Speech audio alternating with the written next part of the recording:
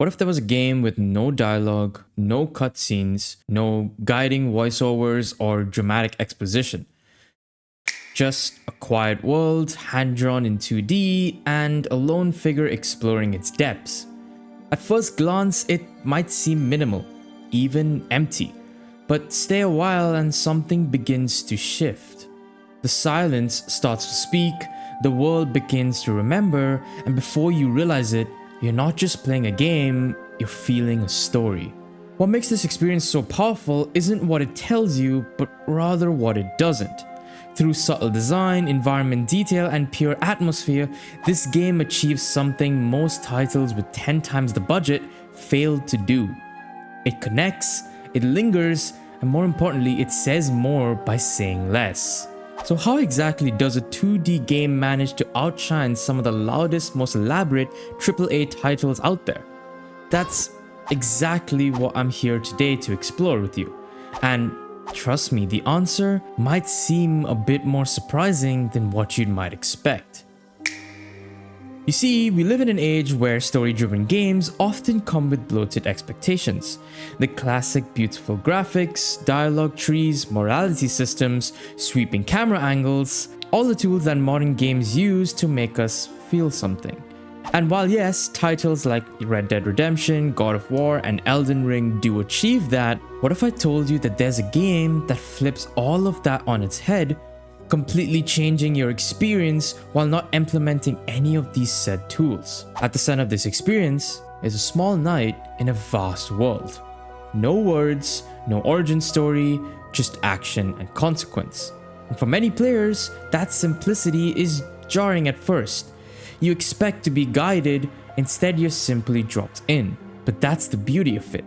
You're not overwhelmed by a barrage of narratives.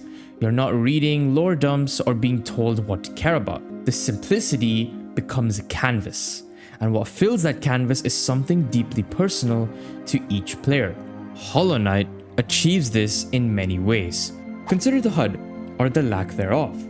There are no quest markers or no minimap. You're not being pushed towards any objectives. Rather, instead, you're invited to roam. And that freedom creates something very rare in modern games, being genuine curiosity. You're not checking off boxes, but rather wandering because the world is whispering for you to look deeper. The animation style contributes to this too.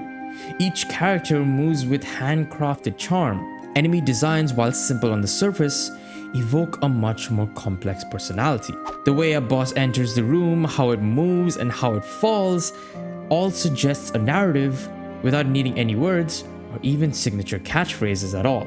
Every tool feels earned, and every unlocked area feels like you're peeling back another layer of a long buried truth. This illusion of simplicity invites attention and curiosity. It rewards patience, and most importantly, it allows emotion to rise, not from what is written or told, but rather from what is felt. Hollow Knight is unlike any world in modern games. It doesn't exist to be conquered or rushed through. It exists to be discovered. And it's not designed to tell you what happened, as it wants you to find that out on your own. The City of Tears is a vast crumbling kingdom where it's always raining. But why is that so?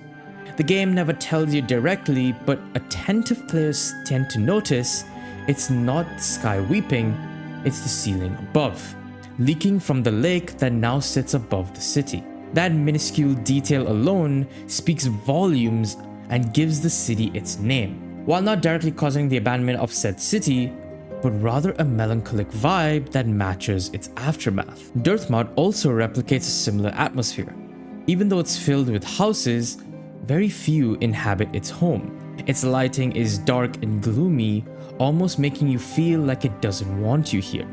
And just as the subname represents, it's slowly fading away, leaving a husk behind of what it once was. This emotional layering continues, for example in Green Path, with its lush life blooming across its ruins, a sign of nature reclaiming the forgotten places. This contrasts with Deep Nest, with its claustrophobic, aggressive, full of twisted tunnels and enemies that feel alive in the worst way possible.